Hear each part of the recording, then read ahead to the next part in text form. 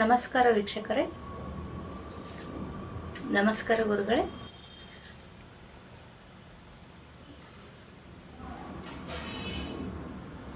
ವೀಕ್ಷಕರೇ, ನಮ್ಮ ಬದುಕಿನಲ್ಲಿ ನಮಗೆ ತಿಳಿಯದಿರೋಂಥ ಎಷ್ಟೋ ಘಟನೆಗಳು ನಡೆಯುತ್ತೆ. ಆದರೆ ನಮಗೆ ಅದಕ್ಕೆ ಕಾರಣ ಏನು ಅಂತಲೂ ತಿಳಿದಿರಲ್ಲ. ಅದ್ರ ಬಗ್ಗೆ ನಾನು ಇವತ್ತು ಮಾತಾಡ್ತಾ ಇದ್ದೀನಿ. ಈ ಥರ ಕಥೆಗಳು ನಿಮ್ಮ ಜೀವನದಲ್ಲೂ ನಡೆದಿರುತ್ತೆ. ಇದು ಕಥೆಗಳಲ್ಲ, ನೈಜ ಘಟನೆಗಳು ಅಂತಲೇ ತಿಳ್ಕೊಳ್ಳಿ. ಏಕೆಂದರೆ ಈ ವಿಡಿಯೋ ಫುಲ್ ನೋಡಿ. ಗುರುಗಳೇ, ಈಗ ನಾನು ನೇರವಾಗಿ ವಿಷಯಕ್ಕೆ ಬರ್ತಾ ಇದ್ದೀನಿ. ನೀವು ಲಾಸ್ಟ್ ವಿಡಿಯೋದಲ್ಲಿ ಹೇಳಿದ್ರಿ, ಯೋಗಿ ಜೀವನದ ಸತ್ಯ ಕಥೆಗಳಲ್ಲಿ ಈ ದೇವರು ಅಂದರೆ ನಂಬ್ತಾರ, ಕೆಲವ್ರು ನಂಬ್ತಾರೆ, ಕೆಲವ್ರು ನಂಬಲ್ಲ. ಆಮೇಲೆ ಭ್ರಮೆ, ದೆವ್ವ, ಭೂತಗಳ ಬಗ್ಗೆ, ದೇವ್ರ ಬಗ್ಗೆ ಎಲ್ಲ ಹೇಳ್ತಾ ಇದ್ರಿ. ಅದು ಗುರುಗಳೇ, ನೀವು ನಿಮ್ಮ ಜೀವನದಲ್ಲಿ ನಡೆದಿರೋಂಥ ಕೆಲವೊಂದು ವಿಷಯಗಳನ್ನ ಹೇಳಿದ್ರಿ ಹೋದ ಎಪಿಸೋಡಲ್ಲೆಲ್ಲ. ಹಾಗೆ ನನಗೂ ಸ್ವಲ್ಪ ಅನುಭವಗಳಿದೆ.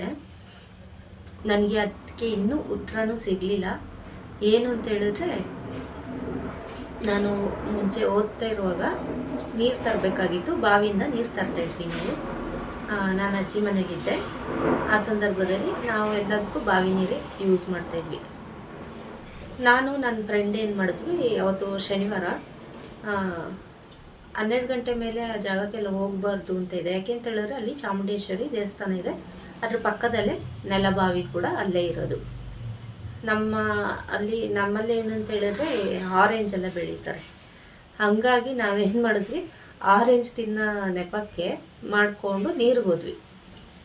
ನೀರಿಗೋಗಿ ಆರೆಂಜ್ ಎಲ್ಲ ಕಿತ್ಕೊಂಡ್ವಿ. ನೆಕ್ಸ್ಟ್ ನಾನು ಅವಳು ಏನು ಮಾಡಿದ್ವಿ, ಅವಳು ಫಸ್ಟು ನೀರು ತಗೊಂಡ್ಳು. ಬಿಂದಿಗೆನ ಹಾಕ್ಬಿಟ್ಟು ಹಿಂಗೆ ಮಾಡಿಬಿಟ್ಟು ನೀರು ತೆಗೆದ್ಲು. ಇನ್ನು ನೆಕ್ಸ್ಟು ನಾನು, ಈಗ ಅವಳು ನೀರು ಎಲ್ಲ ಎತ್ಕೊಂಡ್ಳು. ನೆಕ್ಸ್ಟು ನಾನು ಹೋಗಿ ನೀರು ಎತ್ಕೋಬೇಕಾಗಿತ್ತು. ನಾನು ನೀರು ಎತ್ಕೋತೀನಿ, ಬಿಂದಿಗೆ ಜೊತೆ ಹಾವು ಬಂದ್ಬಿಡ್ತು, ಒಂಥರ ಎಲ್ಲೋ ಕಲರಲ್ಲಿರೋದು. ನಾನು ಬಿಂದಿಗೆ ಬಿಟ್ಬಿಟ್ಟು ನನಗೆ ಭಯ ಆಗೋಯ್ತು. ಆಮೇಲೆ ನೇತ್ರ ಹೇಳ್ತಾ ಇದ್ಲು, ಬೇಡ ಇಷ್ಟೊತ್ತಲ್ಲಿ ಹೋಗೋದು, ಅಲ್ಲೆಲ್ಲ ಹೋಗ್ಬಾರ್ದು ಅಂತ ನಮ್ಮಮ್ಮ ಹೇಳಿದ್ದಾರೆ, ಹೋಗೋದು ಬೇಡ ಅಂತೇಳಿ. ನಾನು ಇದೆಲ್ಲ ನಂಬಲ್ಲ ಅಂತ ಹೇಳ್ಬಿಟ್ಟು ಆರೆಂಜ್ ಕಿತ್ಕೊಳ್ಳೋಣ ಬಾ ಅಂತ ಹೇಳ್ಬಿಟ್ಟು ನಾನು ಕರ್ಕೋಗಿದ್ದು. ಬಟ್ ಅವಳು ಹೇಳ್ತಾ ಇದ್ಲು, ನೀರೆಲ್ಲ ಕಲರೆಲ್ಲ ಚೇಂಜ್ ಆಗುತ್ತೆ, ಬೇರೆ ಬೇರೆ ಕಲರ್ ಆಗುತ್ತೆ ಅಂತ ಹೇಳ್ತಾ ಇದ್ಲು. ಬಟ್ ನಾನು ನಂಬಲಿಲ್ಲ. ಇವೆಲ್ಲ ಸುಮ್ಮನೆ, ನಾವು ಹೋಗ್ಬಾರ್ದು ಅಂತ ಅಷ್ಟೇ ಹೇಳೋದವರು, ಬಾ ನಾವು ಹೋಗೋಣ ಅಂತ ನಾನು ಕರ್ಕೊಂಡೋಗಿ ಅವಳಿಗೇನು ಅನುಭವ ಆಗಿಲ್ಲ. ನನಗೆ ಮಾತ್ರ ಇದೊಂದು ಅನುಭವ ಆಯಿತು. ಅದಾದಮೇಲೆ ನಾನು ಆ ಸಮಯಕ್ಕೆ ಹೋಗೋದನ್ನ ಅಲ್ಲಿ ಬಿಟ್ಬಿಟ್ಟೆ. ಯಾಕೆ ಅಂತ ಹೇಳಿದ್ರೆ ಆ ಏಜಲ್ಲಿ ಒಂದು ಪಲ್ಲಿ ನೋಡಿ, ಈಗಲೂ ಅಷ್ಟೇ ಪಲ್ಲಿ ನೋಡಿದ್ರೆ, ಹಾವು ನೋಡಿದ್ರೆಲ್ಲ ಭಯನೇ. ಇನ್ನು ಆ ಏಜಲ್ಲಿ ನೋಡಿದಂದರೆ ಅದು ನನಗೆ ಉತ್ತರ ಸಿಗಲಿಲ್ಲ. ಏನು ಅಂತ ಹೇಳಿದ್ರೆ, ಏನು ಥರ ಕಾಣ್ತು, ಅವಳಿಗೆ ಕಾಣಿಸ್ಲಿಲ್ಲ, ನನಗೇನು ಕಾಣಿಸ್ತು ಅನ್ನೋದು ನನಗೆ ಗೊತ್ತಾಗಿಲ್ಲ ಗುರುಗಳೇ. ಇದ್ರ ಬಗ್ಗೆ ನೀವು ಸ್ವಲ್ಪ ನನಗೆ ಹೇಳಿ. ಓಂ ಶಾಂತಿ. ಭಕ್ತರೇ, ಅಭಿಮಾನಿಗಳೇ, ಗೆಳೆಯರೇ, ಹಾಗೆ ಯಾರು ಒಳ್ಳೆಯವರಿದ್ದೀರಿ ಗುರು ಮಕ್ಕಳೇ, ನೀವೆಲ್ಲರಿಗೂ ಒಳ್ಳೆಯದಾಗಲಿ. ಆ ದೈವ ಗುರು ನೀವೆಲ್ಲರಿಗೂ ಒಳ್ಳೇದು ಮಾಡಲಿ. ಹಾಗೆ ನಿಮಗೂ ಸಹ.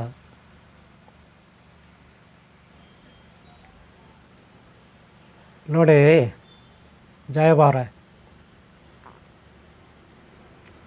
ಸವಾಲವಾಗಿ ಸಾಕಷ್ಟು ಬಲ್ದಿಗೆ ದೇವರ ಮೇಲೆ ನಂಬಿಕೆ ಇರಲ್ಲ. ಅದೇ ದೆವ್ವಗಳ ಮೇಲೆ ನಂಬಿಕೆ ಇರ್ತದೆ. ಈ ದೆವ್ವ, ಭೂತ, ಪ್ರೇತ, ಪಿಶಾಚಿ ಅಂದರೆ ಭಾಳ ನಂಬಿಕೆ ಇರ್ತದೆ. ಹಾಗೆ ಇನ್ನೂ ಏನೋ ಮಾಯ, ಮಾಟ, ಮದ್ದು ಅಂದರೆ ಅವುಗಳ ಮೇಲೆ ನಂಬಿಕೆ ಇರ್ತದೆ.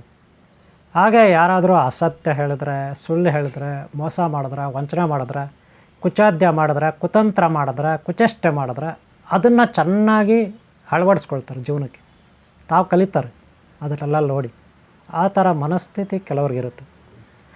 ಕೆಲವರು ತುಂಬ ಒಳ್ಳೆಯವರೇ ಇರ್ತಾರೆ. ಯಾವುದೇ ಕುಚೋದ್ಯ, ಕುತಂತ್ರ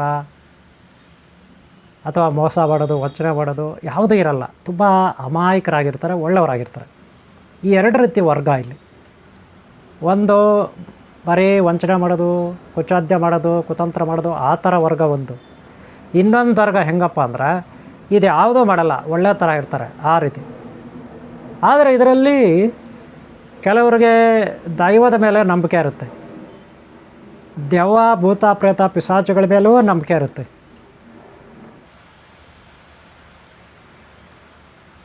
ಅವರವರ ಜೀವನದಲ್ಲಿ ಅವರವರ ಬಾಲ್ಯದಿಂದ ಬಂದಂಥ ಕೆಲವೊಂದು ಕಹಿ ಘಟನೆಗಳು ಅಥವಾ ಸವಿ ನೆನಪಿನ ಘಟನೆಗಳು ಇರುತ್ತೆ ಅಲ್ವಾ. ಹಾಗೆ ಇಲ್ಲಿ ಜಯಮ್ಮ ಅವರು ಬಾಲ್ಯದಲ್ಲಿ ಅವರ ಸ್ನೇಹಿತರ ಜೊತೆ ಅಲ್ಲಿ ಎಲ್ಲ ಒಂದು ದೇವಸ್ಥಾನ ಅವ್ರು ಹೇಳ್ದಂಗೆ, ಅಥವಾ ಅಲ್ಲಿ ಪೂಜೆ ಮಾಡ್ತಕ್ಕಂಥ ಪ್ರದೇಶ, ಅದರಲ್ಲೂ ಈ ಕಾಫಿ ನಾಡು ಅಂತಾರಲ್ಲ, ಕೂರಗ್ ಕಾಫಿ ನಾಡು, ಅಲ್ಲೆಲ್ಲ ಬಹಳ ಭಯಾನಕವಾಗಿರುತ್ತೆ. ಬೆಟ್ಟಗಳು, ಗುಟ್ಟಗಳು, ಕಣಿವೆ ಪ್ರದೇಶಗಳು, ನದಿಗಳು, ಗಿಡ ಮರ ಬಳ್ಳಿಗಳು, ಅಡಿಕೆ ತೋಟ, ಮಾವಿನ ಗಿಡಗಳು, ಎಲೆ ತೋಟ, ಬಾಳೆ ತೋಟ, ಹಾಗೆ ಇನ್ನೂ ಏನೇನೋ ಮರ ವೃಕ್ಷಗಳು, ಗಿಡಗಳು, ಬಳ್ಳಿಗಳೆಲ್ಲ ಇರುತ್ತೆ. ಅಲ್ಲಿ ನಾಗಾರಾಧನೆ ಹೆಚ್ಚಾಗಿ ಮಾಡ್ತಾರೆ, ನಾಗದೇವತೆ ನಾಗಾರಾಧನೆ ಹೆಚ್ಚಾಗಿ ಮಾಡ್ತಾರೆ. ಎಲ್ಲಿ? ಕೂರಗ್ ಕಾಫಿ ತೋಟಗಳಲ್ಲಿ ಅಲ್ವಾ. ಭಾಳ ಕತ್ತಲು ಇರುತ್ತೆ. ಅದರಲ್ಲೂ ಮನೆಗಳು 1 ಕಿಲೋಮೀಟ್ರು ಅರ್ಧ ಕಿಲೋಮೀಟ್ರು ದೂರ ಇರುತ್ತೆ ಅಲ್ವಾ. ಒಬ್ಬರು ಮನೆಯದು ಸೌಂಡ್ ಇನ್ನೊಬ್ಬರು ಮನೆಗೆ ಕೇಳಿಸಲ್ಲ, ಇನ್ನೊಬ್ಬರು ಮನೆ ಸೌಂಡ್ ಇನ್ನೊಬ್ಬರು ಕೇಳಿಸಲ್ಲ. ಅಲ್ಲೊಂದು ಬೆಟ್ಟಗಳ ಮೇಲೆ ಗುಟ್ಟಗಳ ಮೇಲೆ ಇರ್ತದೆ. ಕಣಿವೆ ಪ್ರದೇಶ ಅಲ್ಲ, ಗುಡ್ಡಗಾಡು ಒಂಥರ ಅದು ಕಣಿವೆ ಪ್ರದೇಶ. ಅಂಥ ಕಡೆ ಯಾರು ಜನ ಓಡಾಡಲ್ಲ ಹೆಚ್ಚಾಗಿ, ಬಹಳ ಅಪರೂಪ. ಅಲ್ಲೊಬ್ರು ಇರ್ತಾರೆ ಅಷ್ಟೇ. ಅದರಲ್ಲೂ ಮಧ್ಯಾಹ್ನ ಬಿಸಿಲು ಏನೂ ಹೆಚ್ಚಾಗಿ ಬರಲ್ಲ. ಆದರೆ ಮಧ್ಯಾಹ್ನ ಅಂದರೆ ಎಲ್ಲರಿಗೂ ಭಯ, ಏನೋ ಒಂದು ಇರುತ್ತೆ. ಸೂರ್ಯ ನೆತ್ತಿ ಮೇಲೆ ಇರೋವಾಗ ಏನೋ ಒಂದು ಭಯ. ಈಗ ಜಯಮ್ಮ ಅವರು ಹೇಳ್ತಾರೆ, ಅವರು ಬಾವಿ ಹತ್ರ ಹೋಗಿದ್ದರು, ಅಲ್ಲೇನೋ ಚಾಮುಂಡೇಶ್ವರಿ ಪೂಜೆ ಮಾಡೋರು, ಸರ್ಪ ಬಂದ್ಬಿಡ್ತು, ಸಿಕ್ಕಾಕೊಳ್ತು ಒಳಗಡೆ ಸರ್ಪ ಅಂತ. ಇಲ್ಲಿ ನಾವು ಏನು ಹೇಳ್ಬೋದು ಅಂದರೆ, ನೋಡ್ರಿ, ನಮ್ಮ ಮನಸ್ಸಿನಲ್ಲಿ ಯಾವ ಥರ ಭಾವನೆಗಳಿರುತ್ತೆ ಅದು ನಮ್ಮ ಮುಂದೆ ಪ್ರತ್ಯಕ್ಷ ಆಗುತ್ತೆ. ಮೊದಲನೇ ಅದು ನಮ್ಮ ಕನಸಿನಲ್ಲಿ ಬರುತ್ತೆ, ಭಯ ಉಟ್ಕೊಡುತ್ತೆ ನಮ್ಮಲ್ಲಿ. ದೇವರಾಗಲಿ, ದೇವತೆಗಳಾಗಲಿ, ಗುರುಗಳಾಗಲಿ, ದೆವ್ವಗಳಾಗಲಿ, ಭೂತಗಳೇ, ಪ್ರೇತಗಳೇ, ಪಿಶಾಚಿಗಳಾಗಲಿ, ಅಥವಾ ಕಳ್ಳ ಕಾಕರಾಗಲಿ, ಅಥವಾ ಪೊಲೀಸರಾಗಲಿ, ಮಿಲಿಟ್ರಿಯವರಾಗಲಿ, ಇನ್ನೊಬ್ಬರಾಗಲಿ, ಮತ್ತು ಯಾರೇ ಆಗಲಿ, ಅಣ್ಣ ತಮ್ಮ ಅಕ್ಕ ಬಂಧು ಬಳಗ ಯಾರಾಗಲಿ, ನಾವು ಯಾರನ್ನು ಹಚ್ಕೊಳ್ತೀವಿ, ಹೆಚ್ಚಾಗಿ ಪ್ರೀತಿಸ್ತೀವಿ, ಪ್ರೇಮಿಸ್ತೀವಿ, ಭಕ್ತಿಯಿಂದ ನೋಡ್ತೀವಿ, ಅವ್ರ ಬಗ್ಗೆ ತಿಳ್ಕೊಳ್ತೀವಿ, ಅವ್ರ ಬಗ್ಗೆ ಚರ್ಚೆ ಮಾಡ್ತೀವಿ, ಅದೇ ನಮಗೆ ಮನಸ್ಸಲ್ಲಿರುತ್ತೆ.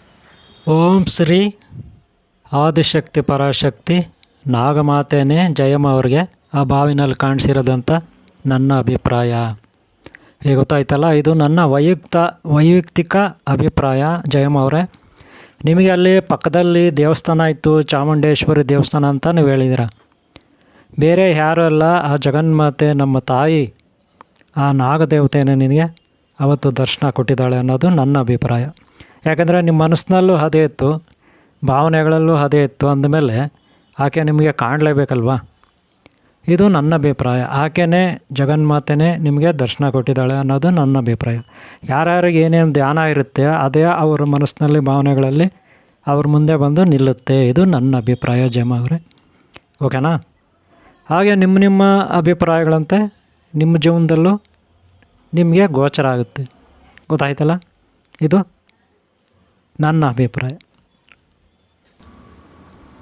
ನೋಡಿದ್ರಲ್ಲ ವೀಕ್ಷಕರೇ, ನಮ್ಮ ಜೀವನದಲ್ಲಿ ನಡೆಯುವಂಥ ಎಷ್ಟೋ ಘಟನೆಗಳಿಗೆ ನಮಗೆ ಉತ್ತರ ಸಿಕ್ಕಿರಲ್ಲ. ಕೆಲವೊಂದು ಸರಿ ಮಾತ್ರ ಅದು ಹೊರಗಡೆ ಬರುತ್ತೆ.